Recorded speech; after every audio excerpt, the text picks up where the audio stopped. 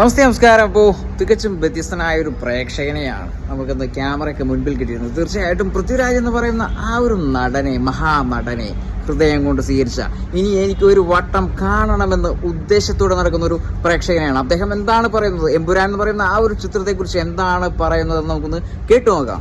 സിനിമയും അടിപൊളി ഇഷ്ടപ്പെട്ടായിരുന്നു. Degree അടിക്കുന്നുണ്ടല്ലോ media, അതിനെ കുറിച്ച് എന്താണ് പറയാനുള്ളത്? മോശമാണെന്ന രീതിയിൽ, ചിത്രം മോശമാണെന്ന രീതിയിൽ ഒത്തിരി കാര്യങ്ങൾ സംസാരിക്കുന്നു. സിനിമ മോശമാണെന്ന രീതിയോട് നമുക്ക് അങ്ങനെ പറയാം. അതേക്കുറിച്ച് സംസാരിക്കുന്നുണ്ട്. പൊതുവെ പറയുമ്പോൾ നമ്മുടെ ഒരു ആവിഷ്കാര സ്വാതന്ത്ര്യം എല്ലാവർക്കും ഉണ്ടല്ലോ, കലാകാരന്മാർ. ശരിക്കും ഈ ഒരു സിനിമയായിട്ട് എടുത്താൽ മതി അല്ലേ? അത് അങ്ങനെ കരുതിയാൽ മതി, വേറെ കുഴപ്പമൊന്നുമില്ല. പിന്നെ ഓരോരുത്തരും പറയുമ്പോഴും വളരെ. അപ്പോൾ പൃഥ്വിരാജ് എന്ന് പറയുന്ന ആ ഒരു മഹാനടനെ കുറിച്ച് പറയുമ്പോൾ 1000 നാവാണ് ഈ പ്രേക്ഷകന്. ഈ ഒരു പ്രേക്ഷകന് ഉണ്ടായ ഒരു അനുഭവത്തെ കുറിച്ചാണ് അദ്ദേഹം ക്യാമറയ്ക്ക് മുൻപിൽ പറഞ്ഞത്. തീർച്ചയായിട്ടും ഒന്ന് കേട്ടു നോക്കണം. താഴ്മയിൽ ഇപ്പോൾ എനിക്ക് പൃഥ്വിരാജിനെ കുറിച്ച് എനിക്ക് സംസാരിക്കുമ്പോൾ പണ്ട് പറ്റിയൊരു അബദ്ധം ഓർക്കുക. അതായത് ഞാൻ ഒരു പ്രത്യേക തൊഴിലാളികളുമായിട്ട് ഒരു സ്ഥലത്തുനിന്ന് വരുമ്പോൾ പൃഥ്വിരാജും നമ്മുടെ ഒരു കഥകളി നടനും കൂടി ഒരു സ്ഥലത്ത് സാധാരണ ഒരു ഹോട്ടലിൽ നിന്ന് ഭക്ഷണം കഴിക്കും. ഞങ്ങൾ സാധാരണ കയറുന്ന സ്ഥലത്താണ്. അന്ന് കൃത്യം ഷൂട്ട് കഴിഞ്ഞ് വരുന്ന സമയത്ത്, കൃത്യം എന്ന് പറയുന്ന ആ ഒരു ചിത്രം ഷൂട്ട് കഴിഞ്ഞിട്ട് എന്നാണ് പറഞ്ഞിരിക്കുന്നത്. അപ്പോൾ എത്ര വർഷത്തോളം ആയിട്ടുണ്ട്? എന്തായാലും ഒത്തിരി വർഷത്തെ പഴക്കമുള്ള ഈ ഒരു ചെറിയ സ്റ്റോറി എന്താണെന്ന് നമുക്കൊന്ന് കേട്ടു നോക്കാം.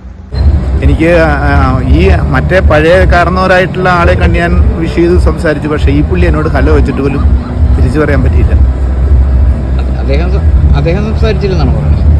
അല്ലല്ല, ഇദ്ദേഹത്തിന് നമുക്ക് ആ ഒരു ബുദ്ധിമുട്ട് ഇപ്പോഴും മനസ്സിലുണ്ട്. നേരിൽ കണ്ടു കഴിഞ്ഞാൽ ആ ഒരു വിഷയം തുറന്നു പറയും. തീർച്ചയായും. അപ്പോൾ ഇത്രയും വർഗീയത പുലമ്പിക്കൊണ്ടിരിക്കുന്ന ഈ ഒരു ഘട്ടത്തിലും ഈ ഒരു ചിത്രം ഹൃദയത്തോട് ചേർത്ത് വെച്ച പൃഥ്വിരാജിനെ ഒരു തവണ എനിക്ക് നേരിൽ കാണുമ്പോൾ ഒരു ഹായ് അല്ലെങ്കിൽ ഒരു നമസ്കാരം പറയണമെന്ന് പറയുന്ന ഈ ഒരു വാക്കിന് വളരെയധികം മൂല്യതയാണുള്ളത്. തീർച്ചയായിട്ടും പൃഥ്വിരാജ് എന്ന് പറയുന്ന മഹാനടൻ ഇത് കാണുകയാണെങ്കിൽ ഒരു കമന്റ് പ്രതീക്ഷിക്കുന്നുണ്ട്. തീർച്ചയായിട്ടും കമന്റ് ഇടുമെന്നുള്ള ഒരു പ്രതീക്ഷയോടെ വീണ്ടും വീഡിയോയിലേക്ക്. തീർച്ചയായിട്ടും പൃഥ്വിരാജ് നൽകിയിരിക്കുന്ന ഈ ഒരു മലയാള ചിത്രം ഒരു ഇംഗ്ലീഷ് സിനിമ കാണുന്ന നമ്മളിപ്പോ ഈ പല കലകളെയും നമ്മൾ പരസ്പരം അങ്ങോട്ടും ഇങ്ങോട്ടും ബന്ധിപ്പിക്കണ്ട.